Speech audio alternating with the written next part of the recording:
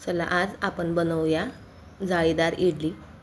त्यासाठी मी इथे पूर्ण तांदूळ भिजल्यापासून ते करेपर्यंत सर्व दाखवणार आहे। त्यासाठी व्हिडिओ शेवटपर्यंत नक्की पहा।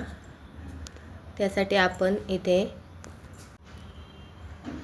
मी एका वाटीने 3 वाट्या तांदूळ घेतलेत पहा। त्याच वाटीने 1 वाटी उडीद डाळ घेतलेली आहे आणि 1 चमचा मेथी दाणे घेतलेत। हे चांगलं 2 ते 3 पाण्याने आपल्याला स्वच्छ धुवून घ्यायचं आहे। त्यानंतर इथे पाण्यामध्ये भिजायला टाकायचं आहे पहा। एक रात्रभरासाठी मी हे भिजायला टाकलेले तांदूळ ते। त्यानंतर सकाळी हे पाणी आपल्याला काढून घ्यायचं आहे आणि दुसऱ्या पाण्याने परत एकदा धुवून घ्यायचं आहे स्वच्छ। आता हे बारीक करून घेऊया आपण। अशा प्रकारे बारीक करून घ्यायचं आहे। थोडं पाणी घालून वाटून घ्यायचं आहे पहा। खूप पातळ करायचं नाही आहे आणि बारीक करून झालेले आहे। आता मी लगेच यामध्ये मीठ आणि सोडा घालून घेणार आहे पहा। मीठ घातले चवीप्रमाणे, त्यानंतर थोडासा सोडा टाकलेला आहे। हे चांगलं व्यवस्थित मिक्स करून घ्यायचं आहे। सर्व एकजीव करून घ्यायचं आहे चांगलं। पाहू शकता तुम्ही अशा प्रकारे।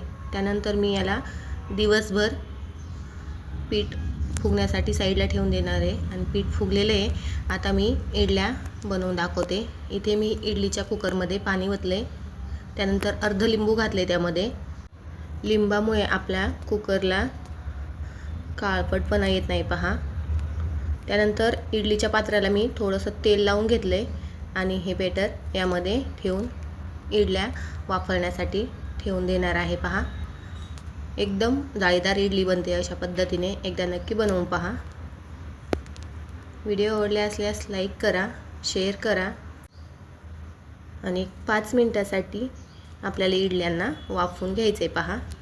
त्यानंतर पाहू शकता तुम्ही आपल्या इडल्या किती फुगलेल्या आहेत, मस्त झाल्यात, एकदम जाळीदार बनलेल्या आहेत। एकदा नक्की बनवून पहा आणि इडल्या थोड्या थंड होऊन द्यायच्या, मग अशा चमच्याच्या सहाय्याने आपल्याला त्या काढून घ्यायच्यात पहा। अशाच प्रकारे मी सर्व इडल्या बनवून घेणार आहे। कसा वाटला व्हिडिओ? शेवटपर्यंत व्हिडिओ पाहिल्याबद्दल धन्यवाद।